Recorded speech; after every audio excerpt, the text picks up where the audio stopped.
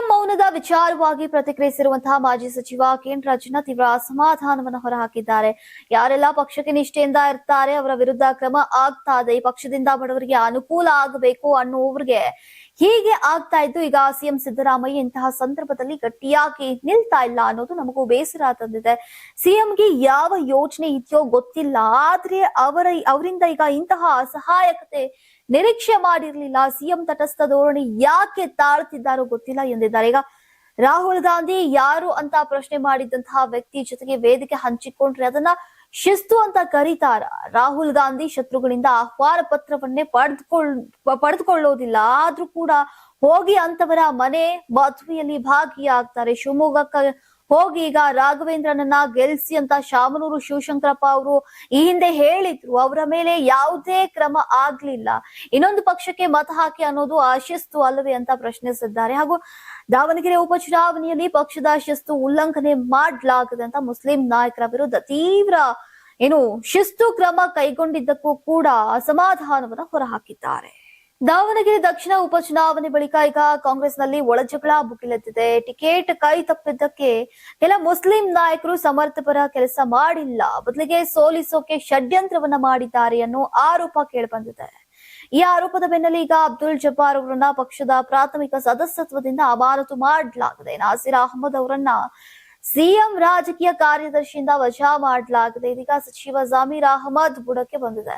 ಇದರಿಂದಾಗಿ ಮುಸ್ಲಿಂ ಸಮುದಾಯ ಕಾಂಗ್ರೆಸ್ ವಿರುದ್ಧ ಸಿಡಿದೆದ್ದಿದ್ದು, ಈಗ ಮುಂದಿನ ಚುನಾವಣೆಯಲ್ಲಿ ಪಾಠ ಕಲಿಸ್ತೇವೆ ಅಂತ ಎಚ್ಚರಿಕೆಯನ್ನ ನೀಡ್ತಾ ಇದ್ದಾರೆ. ಈ ಎಲ್ಲಾ ಬೆಳವಣಿಗೆಗಳ ನಡುವೆ ಸಚಿವ ಸತೀಶ್ ಜಾರಕಿಹೊಳಿ ಮುಸ್ಲಿಂ ನಾಯಕರ ಬೆನ್ನಿಗೆ ನಿಂತಿದ್ದು, ಜಬ್ಬಾರ್ ಅವರ ಮೇಲಿನ ಕ್ರಮದ ಬಗ್ಗೆ ಚರ್ಚಿಸೋಕೆ ಈಗ ಕೆಪಿಸಿಸಿ ಅಧ್ಯಕ್ಷ ಡಿ.ಕೆ. ಶಿವಕುಮಾರ್ ಅವರನ್ನ ಭೇಟಿ ಮಾಡಿ ಮಾತನಾಡಿದ್ದಾರೆ. ಈಗ ಅಲ್ಲದೆ ಹೈಕಮಾಂಡ್ ನಾಯಕರನ್ನ ಕೂಡ ಭೇಟಿ ಮಾಡುವುದಾಗಿಯೂ ಕೂಡ ಹೇಳಿದ್ದಾರೆ. ಡಿಕೆಶಿ ಹಾಗೂ ಅವರ ಬಣ ಸಿಎಂ ಬದಲಾವಣೆಗೆ ಧ್ವನಿಯನ್ನ ಎತ್ತಿದಾಗಲೆಲ್ಲ ಸಿದ್ದರಾಮಯ್ಯ ಪರ ನಿಂತು ಕೆಪಿಸಿಸಿ ಅಧ್ಯಕ್ಷರ ಬದಲಾವಣೆ ಬಗ್ಗೆ ಧ್ವನಿಯನ್ನ ಎತ್ತಿದ್ದು ಸತೀಶ್ ಜಾರಕಿಹೊಳಿ. ಹೀಗಿರುವಾಗ ಉಭಯ ನಾಯಕರ ಭೇಟಿ ಭಾರಿ ಕುತೂಹಲವನ್ನ ಮೂಡಿಸಿದೆ. ಇನ್ನು ಅಬ್ದುಲ್ ಜಬ್ಬಾರ್ ಅವರನ್ನ ವಾಪಸ್ ಕರೆಸಿಕೊಳ್ಳಬೇಕು ಅಂತ ಹೇಳಿದ್ದಾಗಿ ಈಗ ಸ್ವತಃ ಸತೀಶ್ ಜಾರಕಿಹೊಳಿ ಬಹಿರಂಗಪಡಿಸಿದ್ದಾರೆ.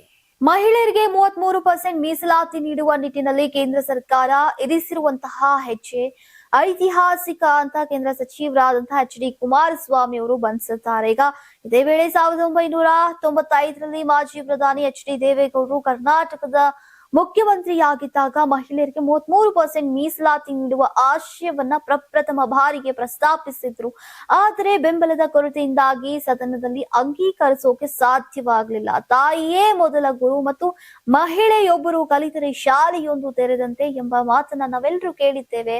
ಶಾಸನ ಸಭೆಗಳಲ್ಲಿ ಮಹಿಳೆಯರಿಗೆ ಹೆಚ್ಚು ಅವಕಾಶವನ್ನ ನೀಡುವ ಮೂಲಕ ಪ್ರಜಾಪ್ರಭುತ್ವದ ಅಡಿಪಾಯವನ್ನ ಮತ್ತಷ್ಟು ಬಲಪಡಿಸಲಾಗ್ತಾ ಇದೆ. ರಾಷ್ಟ್ರದ ಒಟ್ಟು ಜನಸಂಖ್ಯೆಯಲ್ಲಿ ಅರ್ಧದಷ್ಟು ಇರುವಂತಹ ಮಹಿಳೆಯರಿಗೆ ಈ ಮೀಸಲಾತಿ ಬಹುದೊಡ್ಡ ಶಕ್ತಿಯನ್ನ ತುಂಬುತ್ತೆ ಅಂತ ಎಚ್.ಡಿ. ಕುಮಾರಸ್ವಾಮಿ ಅವರು ಅಭಿಪ್ರಾಯವನ್ನು ಪಟ್ಟಿದ್ದಾರೆ. ಇನ್ನು ಕ್ಷೇತ್ರಗಳ ಪುನರ್ವಿಂಗಡಣೆ ಮಸೂದೆ ಬಗ್ಗೆ ತಮಿಳುನಾಡು ಸಿಎಂ ಎಂ.ಕೆ. ಸ್ಟಾಲಿನ್ ತೆಗೆದುಕೊಂಡಂತಹ ನಿಲುವು ಎಲ್ಲಾ ದಕ್ಷಿಣ ರಾಜ್ಯಗಳ ಅಭಿಪ್ರಾಯವಲ್ಲ, ಇದು ಅನಗತ್ಯವಾಗಿದೆ. ಕ್ಷೇತ್ರ ಮರು ವಿಂಗಡಣೆಯ ಬಗ್ಗೆ ಪ್ರತಿಪಕ್ಷಗಳ ಕಳವಳಕ್ಕೆ ಈಗ ಅರ್ಥವಿಲ್ಲ. ಸರ್ಕಾರವು ಎಲ್ಲಾ ರಾಜ್ಯಗಳಲ್ಲಿ ಸ್ಥಾನಗಳಲ್ಲಿ ಸರಾಸರಿ 50% ಕ್ಷೇತ್ರಗಳನ್ನ ಹೆಚ್ಚಿಸುವಂತಹ ಏಕರೂಪ ಬದ್ಧತೆಯನ್ನ ಖಚಿತಪಡಿಸಿದೆ. ಯಾವುದೇ ರಾಜ್ಯವು ತನ್ನ ಪ್ರಸ್ತುತ ಪ್ರಾತಿನಿಧ್ಯವನ್ನ ಕಳೆದುಕೊಳ್ಳುವುದಿಲ್ಲ. ಪ್ರಧಾನಿಗಳ ನೇತೃತ್ವದಲ್ಲಿ ಭಾರತ ದೃಢವಾದ ಮತ್ತು ಅರ್ಥಪೂರ್ಣ ಪರಿವರ್ತನೆಯತ್ತ ಸಾಗ್ತಾ ಇದೆ. ಇಡೀ ಜಗತ್ತು ಯುದ್ಧಗಳಿಂದ ತಲ್ಲಣಿಸ್ತಾ ಇದ್ರೆ ಭಾರತ ಮಾತ್ರ ಸುಧಾರಣೆಗಳತ್ತ ದೃಢ ಸಂಕಲ್ಪದಿಂದ ಹೊರಳಿದೆ ಅಂತ ಈಗ ಡೆಲ್ಲಿಯಲ್ಲಿ ಎಚ್.ಡಿ. ಕುಮಾರಸ್ವಾಮಿ ಅವರು ಹೇಳಿದ್ದಾರೆ. ನೀವು ಸಣ್ಣ ಆಗ್ಬೇಕಲ್ವಾ? ಅದು ಒಂದು ಉತ್ತಮ ಆಹಾರದಿಂದ ಸಣ್ಣ ಆಗ್ಬೇಕಲ್ವಾ? ಪ್ರತಿದಿನ ನಮ್ಮ ಜೀನಿ ಸ್ಲಿಮ್ ನ ಯೂಸ್ ಮಾಡಿ ಯಾವುದೇ ಸೈಡ್ ಎಫೆಕ್ಟ್ ಇಲ್ದಂಗೆ ನೀವು ಸಣ್ಣ ಆಗ್ತೀರಾ.